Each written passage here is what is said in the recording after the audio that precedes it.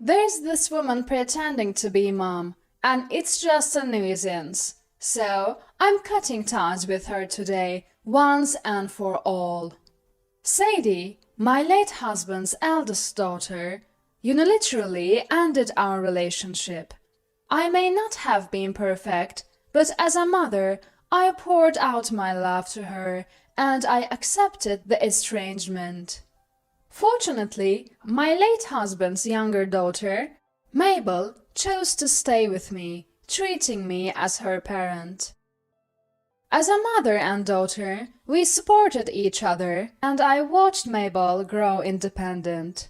At her wedding, I couldn't help but cry seeing her in her bridal gown. However, out of the blue, the eldest daughter and her husband came to my place. "Don't give money for the sister's wedding. Hand over some cash now," he demanded. When I refused, the eldest daughter's husband flew into a rage and attacked. That's when he appeared. "What are you doing?" Our savior had arrived, leading to the downfall of the eldest daughter and her husband. My name is Carrie, 53 years old. Now, surrounded by wonderful people, I live a peaceful and fulfilling life. At my age, I often think about the rest of my life, and I'm incredibly grateful for these days. Still, I've had many share of struggles and minor misfortunes along the way. I met my husband, Chandos, at the company I joined after graduating from college. That was 20 years ago, and back then I was content being single. But then he came into my life. I'm the one who has to be chosen by Carrie, but if you say it's okay, I want to marry you. My husband had transferred from a regional branch, a single father in an unfamiliar city with 2 daughters. His wife had passed away, leaving him with the girls. I knew about it from colleagues even before we started dating, but as we grew closer, it became a serious consideration. He was always considerate towards me, and I could see that even now. That's why expressing his feelings wasn't straightforward for him. "I choose you. I want to support you, Sadie and Mabel." When I accepted his proposal, his stepchildren, Sadie and Mabel, were 10 and 5 years old, respectively. During our relationship, I interacted with both, trying to bridge the gap, however, awkwardly. I first aimed to become friends with my 2 stepdaughters, who were years apart in age. "What should we do today? What would you like for dinner?" After getting married, I quit my job at my husband's request and focused on household duties. My husband, having lost his first wife, felt more secure knowing I was at home. "I want hamburger steaks and tater tots." How about we pick one for today and the other for tomorrow?" "Then hamburger steak." "Okay, so Mabel wants hamburger steak. Sadie, what about you, Sadie?" "It doesn't matter to me. Anything's fine." "Are you sure? We can have hamburger steak and your favorite gratin." "Fine, as long as there's hamburger steak." Raising the 2 daughters had its challenges, especially with Sadie, the elder. Sadie was an elementary school student, 10 years old and fairly aware of herself and her family. She understood that accepting me, her second mom, as mom was up to her. Mabel, a preschooler, remembered her birth mom and her passing, but perhaps due to her younger age, she was more quickly adapting to our new life. The difference in their adaptation became more apparent in their attitudes towards me. Sadie called me Carrie, Mabel called me Mom, and was affectionate. "Carrie, You don't have to come to the parent-teacher conference. Dad will come. Or if he can't, it's okay if no one comes. Just don't come, Carrie. Oh, please just don't come. Sadie started to distance herself from me. The surgery might be successful, but I can't say for sure about the recovery. 5 years into our marriage, my husband tragically passed away in a traffic accident. When we rushed to the hospital with the girls, that's all the doctor could tell us. After a severe head injury, my husband died the day after the surgery. After the funeral and the other formalities, a new life began for me and the 2 girls. Sadie was in the 8th grade, Mabel in 4th. Together with their grandparents and relatives, we discussed our future. Ultimately, they continued to live with me, but my relationship with Sadie might as well have ended completely after my husband's death. Maybe Dad shouldn't have remarried. He just had bad luck. Sadie. One day, Sadie muttered something that I think stemmed from the sorrow of losing both parents so early. I couldn't quite grasp her true feelings. Especially Carrie, who barely knew us. What was Dad thinking marrying her? I mean, it's sad for Mom. I could say my efforts to connect with Sadie weren't enough. Still, I tried to be caring, even if I couldn't quite be a mom. Carrie might be content just acting like a mom. That's not it. Even if you don't accept me, I'm here for you and Mabel. That's what I don't need, the mom-like stuff. We're basically strangers, let's just leave at that. You are a stranger, not a parent. Stop trying to be a friend. It's presumptuous. Sadie completely rejected me. Yet, I still had to ensure Sadie and Mabel were well cared for and safe. After becoming a housewife, I started working part-time. Mom, are you okay? Mabel was quietly concerned about me, struggling with my relationship with Sadie. Being friendly with me felt like a betrayal to her sister. Even as a child, she was burdened with this complicated consideration. I regret not handling things better, but at that time, I was too consumed with day-to-day survival. My first goal was to get Sadie through high school, then on to college or vocational school if she wished. I'll go to a college far away. That way, we don't have to see each other. Deciding to attend college, Sadie showed me the materials and coldly spoke. Don't do anything. Don't even speak to me. While studying, I was strictly instructed not to interact with her. Once I prepared a snack, but she threw it away right in front of me, making it clear I was unnecessary. After Sadie got into her desired college, she left home. I remember feeling more emptiness than loneliness after seeing her off. Living with Mabel, now a high school student, the tension in the house disappeared. Hey, Mom, I'm thinking of getting another part-time job. Mabel, you're in high school. You should be focusing on your studies, not money. But I want to save up for further education. Mabel was always worried about causing me trouble or hardship. No matter how much I assured her it wasn't necessary, she was determined.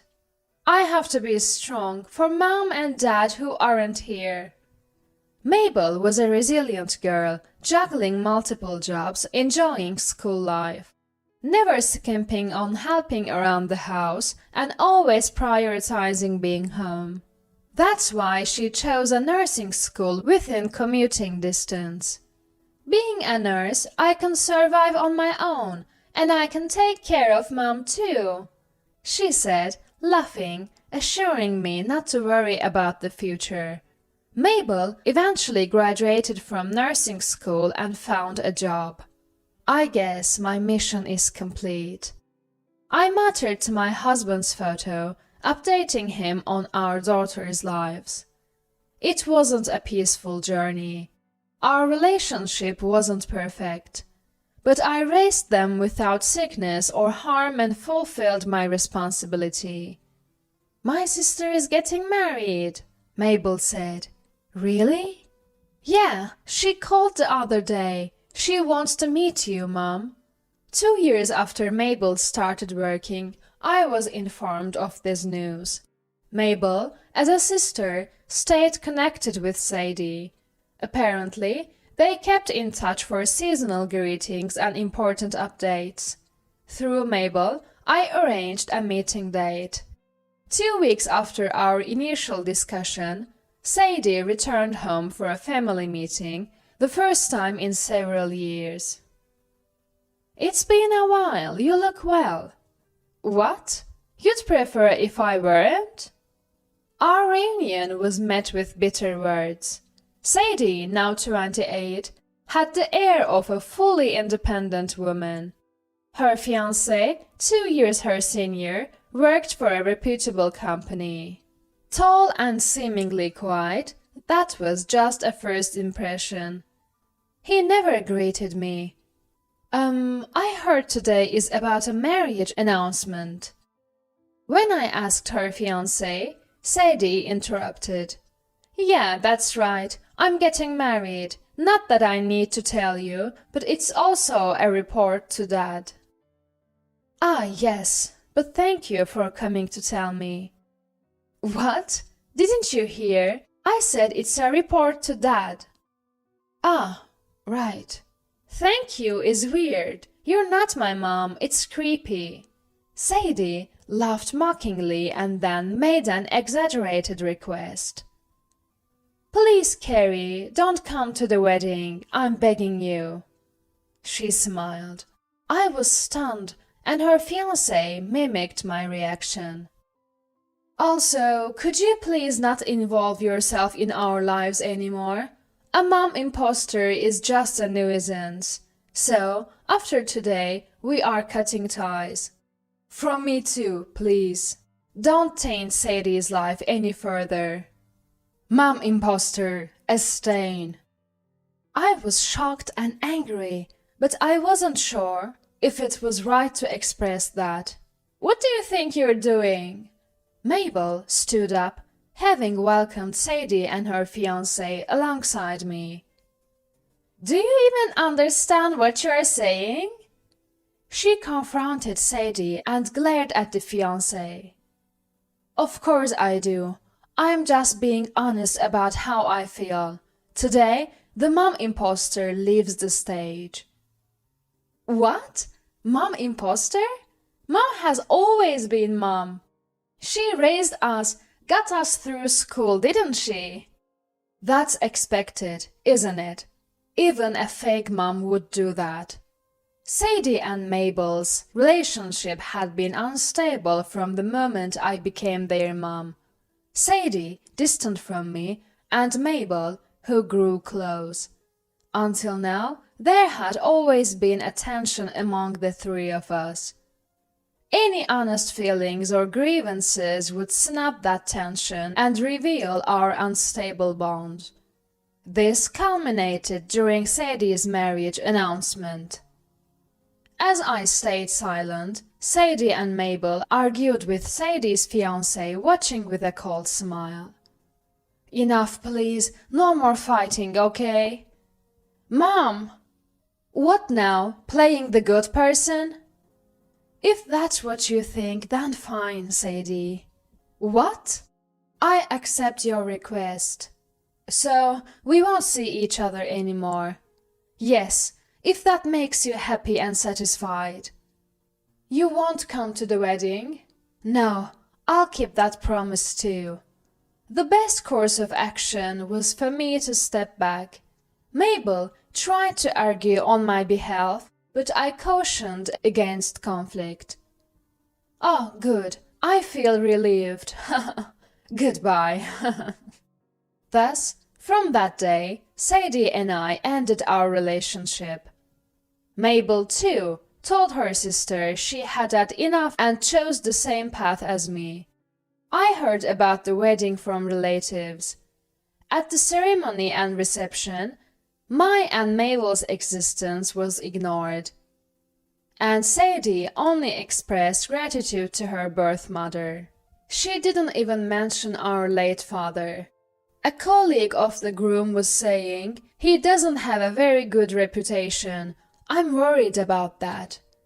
Relatives sitting near the groom's colleagues overheard discussions about his past relationships and disruptive behavior in town.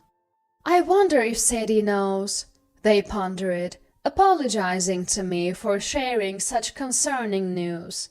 Yet I was prepared to help Sadie if she ever found herself in trouble, and Mabel agreed. Thankfully, time passed without incident. I continued living with Mabel, and before I knew it, 5 years had passed. Mabel, now 28, married a wonderful man. Feeling the length of those 5 years, I witnessed Mabel's growth. As my gift, I suggested making her wedding a little more luxurious. I wanted to fulfill all her wishes: the dress she wanted to wear, the flowers she wanted to decorate with, and the plans she wanted to realize. Even if it seemed indulgent, I wanted to grant these wishes, not just as a substitute mother, but truly as her mom. "Mom, thank you for raising me, spoiling me, scolding me." We hugged, tears streaming down our faces, still fresh in memory. Then, one day, Sadie and her husband unexpectedly visited their high-rise apartment where Mabel, her husband, and I lived. There was no prior notice. "What brings you here so suddenly?" Though surprised by the unexpected visit, Mabel and I ushered Sadie and her husband into the living room. Sadie looked at me with mocking laughter. "I was surprised to hear from my aunt that Mabel got married. And the wedding was extravagant, right? Must have cost a lot of money." Sadie had heard about Mabel's wedding like me.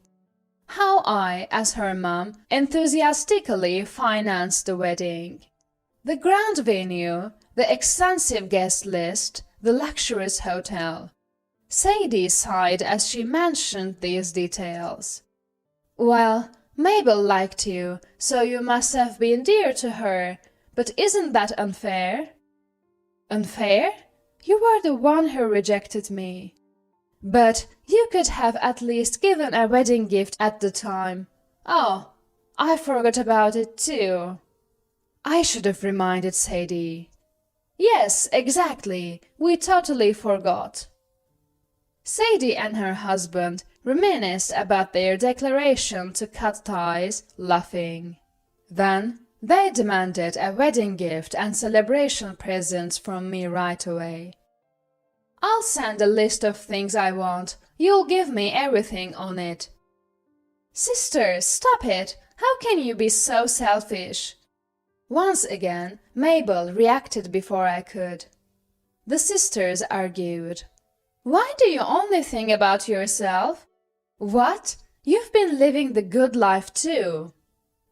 "Like what?" "I heard your husband is quite wealthy, so you must be rich too, right?" Not just me, but now they were demanding money from Mabel. Sadie's husband joined in with a greedy smile. Recalling relatives' comments about his bad reputation, I realized the truth and was frightened. And there was Sadie, not suspecting her husband, doing the same. I was even more appalled. Enough! Memories of struggling with how to approach Sadie as a daughter vanished, and I yelled at her. It seemed this was our inevitable fate.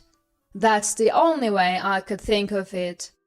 "Listen, Sadie, I spent money on Mabel's wedding because she's my daughter. What? Stepdaughter, right? So am I. So you have a responsibility to give me money too. You cut ties with me, remember? Sadie continued to complain in response to my argument. There was no written document about the estrangement, just the outcome of a family discussion, so it meant nothing and could be dismissed as a momentary lapse of judgment. In the end, she became defiant about it, but I wasn't going to let such selfishness slide. I decided to clarify the definitive difference between the two sisters. You see, Mabel isn't just my stepdaughter anymore. We've legally adopted each other. What? I wanted to ensure that Mabel could inherit anything I leave behind when I die. We've become an official family. After cutting ties with Sadie, Mabel and I discussed our future. Being just stepfamily could lead to complications regarding Mabel's marriage and my death. A formal parent-child relationship meant Mabel could inherit without issues.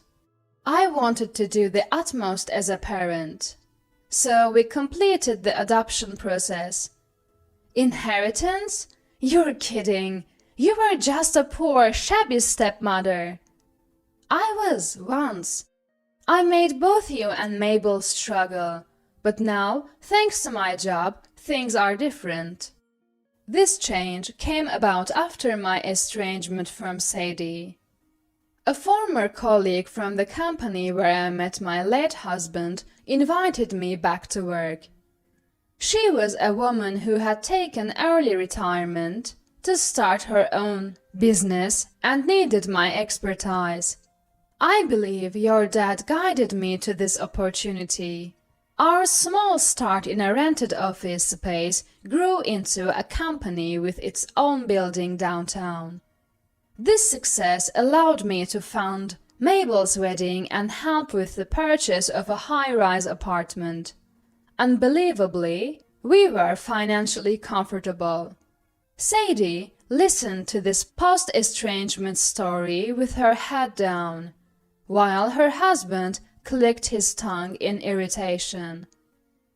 "You're lying, old hag! Hey!" As I tried to stop him from getting up, he threw a sofa cushion at me. "Make Sadie your adopted child now! It's not fair to give money only to her sister. Give us money right now!" He grabbed a remote from the table, intending to hit me and Mabel.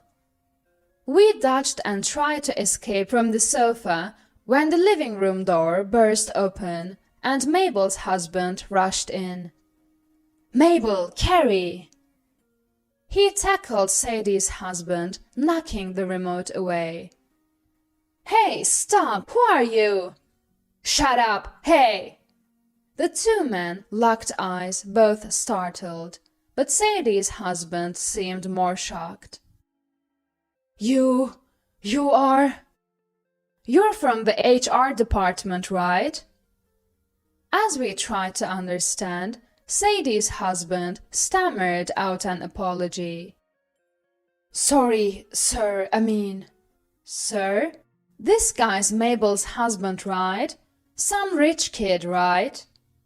"Shut up. He's the son of your company's president."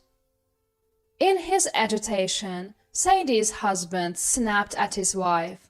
Mabel and I exchanged glances at that outburst. We never expected Sadie's husband to be working at Mabel's husband's company. Both Sadie and her husband had gone pale. Indeed, Mabel's husband was the son of a prominent business magnate. Mabel had met him through a mutual acquaintance. He might be a rich man's son, but he's a serious, sincere, and gentle young man. "So, you are Mabel's older sister. I've heard quite a bit about you from Mabel and Carrie." Sir, Mabel's husband didn't know Sadie's husband's name, but he recognized his face. And Sadie's husband, as a senior executive, certainly knew of the president's son. "Sir, I'm so sorry. My wife and I apologize." "No need for that. Prepare yourself. It doesn't matter who you are. Attempting assault is inexcusable." "Ah, that's... You could be fired. Wait for your punishment." Seeing Mabel's husband's usually calm eyes flare up in anger was a first for both Mabel and me. Overwhelmed by his rage, Sadie and her husband left our house without another word of apology. A few weeks later, "He's been dismissed for misconduct." "Is that so?" "I'm sorry. I just couldn't bring myself to show any leniency." "It's okay, don't worry about it." Mabel's husband reported the outcome with remorse. Mabel listened in silence, seemingly at peace with the decision. Months later, we heard through the grapevine that Sadie had divorced. Unable to cope with her unemployed husband, she impulsively left him and their home. "Please, I'll apologize as many times as needed. Just help me." Soon after hearing the news, Sadie came to our house, pleading tearfully. However, Mabel and I rejected her plea. Without sympathy or pity, we simply turned her away. After repeated attempts, Sadie eventually disappeared and became incommunicado. Even our relatives don't know her whereabouts now. Nowadays, Mabel, her husband and I live a peaceful and happy life. My work is going well, and in my personal life, I'm eagerly awaiting the birth of my first grandchild early next year. Talking to Mabel's belly, I imagine the bright future of my unborn grandchild.